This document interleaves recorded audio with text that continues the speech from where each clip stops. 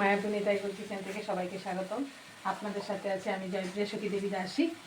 আবার চলে এসেছি আপনাদের সাথে একটা নতুন ভিডিও নিয়ে। তাহলে চলুন দেখে নিই আজকে কি বানাবো। এখানে দেখতেই পাচ্ছেন আমি গাজর নিয়েছি। এই গাজরটা আমাদের সব কিছুর জন্যই খুবই উপকার, আর বাচ্চাদের জন্য তো অবশ্যই। অনেক সময় বাচ্চারা এই গাজরও খেতে চায় না, তার জন্য আমি গাজর দিয়ে একটা ভর্তা করব যাতে একটু টেস্টি হয় এবং হেলদি হয়। প্রথমে এখানে গাজরগুলো আমি ছাড়িয়ে নিয়েছি, আর এর সাথে আমি একটু দুটো আলু নিয়েছি, কারণ আলুটা দিলে একটু টেস্ট হবে তার জন্য। প্রথম আমি গাজরটিকে একটু পুড়িয়ে নিচ্ছি, এই যে পুরুনি দিয়ে একটু পুড়িয়ে নিচ্ছি।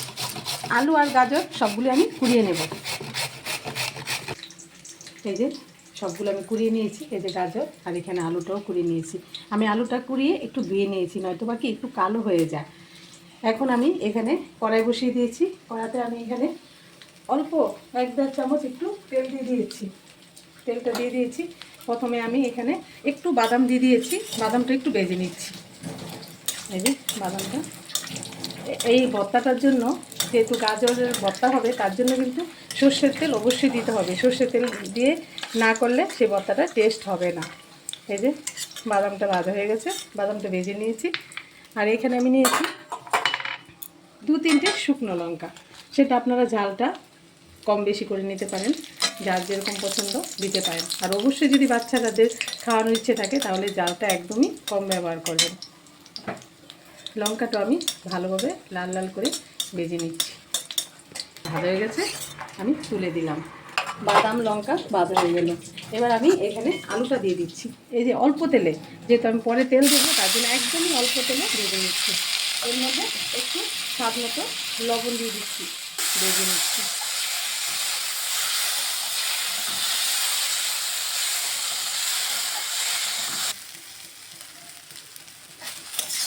এই যে দেখুন আলুটা ভাজা ভাজা হয়ে গেছে।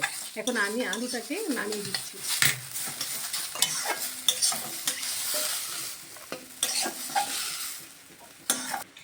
আমি এখানে আবারও 1-1.5 চামচের মতো তেল দিয়ে দিলাম, সর্ষের তেল দিয়ে দিলাম। আর এখন আমি গাজরটা দিয়ে দিচ্ছি।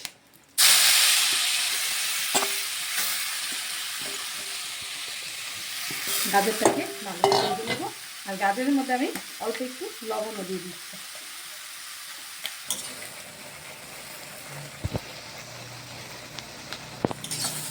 দেখুন এই যে গাজরটা এই যে ভাজা ভাজা হয়ে গেছে।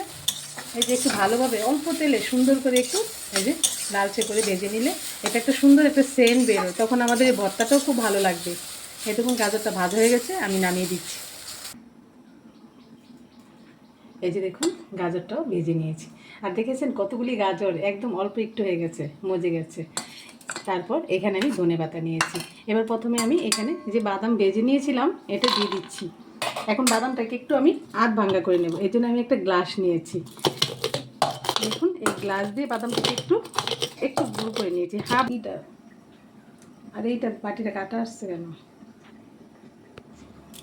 এই যে বাদামটা ম্যাশ করে নিয়েছি, এই যে হাফ ভাঙ্গা, এই যে হাফ ভাঙ্গা করে নিয়েছি। এখন আমি এখানে শুকনো লঙ্কাগুলি নিচ্ছি, আর এখানে একটু স্বাদ মতো লবণ নিচ্ছি, কারণ সবজিটা আমার লবণ দিয়ে ভাজা আছে তার জন্য আমি লবণটা এখানে পরিমাণ মতো দিচ্ছি। এখন আমি ভালোভাবে লঙ্কাগুলি লবণের সাথে একটু মেখে নিচ্ছি, ভালো করে গুঁড়ো করে নিচ্ছি শুকনো লঙ্কাগুলি।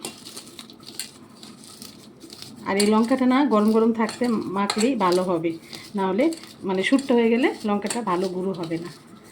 আর এখানে নিয়েছি কাঁচা লঙ্কা, এই যে একটু কুচিয়ে নিয়েছি, এটাও স্বাদ মতো দিয়ে দিচ্ছি।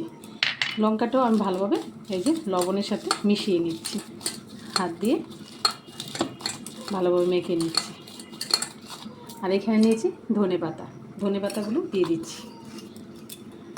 ভালোভাবে ধনেপাতা বাদাম একসাথে মিশিয়ে নিচ্ছি। এই যে আলু ভাজাটা দিয়ে দিচ্ছি, গাজরটাও দিয়ে দিচ্ছি।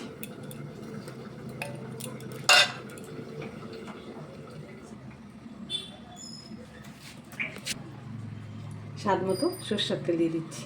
তেলটাও আপনারা পছন্দ মতো কম বেশি করে নিতে পারেন। সব কিছু দেওয়া হয়ে গেল, এখন আমি ভালোভাবে হাত দিয়ে ভর্তাটাকে মেখে নিচ্ছি। এই ভর্তাটা গরম রাইসের সাথে ভগবানকে ভোগ লাগিয়ে প্রসাদ পেয়ে দেখবেন খুব অপূর্ব লাগে খেতে। মানে পনির সবজি বাদ দিয়ে কেউ এই ভর্তাটা খেতে পারবে, এরকম খুব সুন্দর খেতে লাগে। আর ভালোভাবে হাত দিয়ে মেখে নেবে, এই যে একদম সবগুলো যাতে মিশে যায়। এই যে ভালো করে আমি হাত দিয়ে একদম সবগুলো মিশিয়ে নিচ্ছি, যেহেতু নুন আছে। আর এই ধনে পাতাটাও একদম মিশে যাবে। এই দেখুন একদম মিশে গেছে। এই যে এরকমভাবে ভর্তাটা হয়ে গেছে।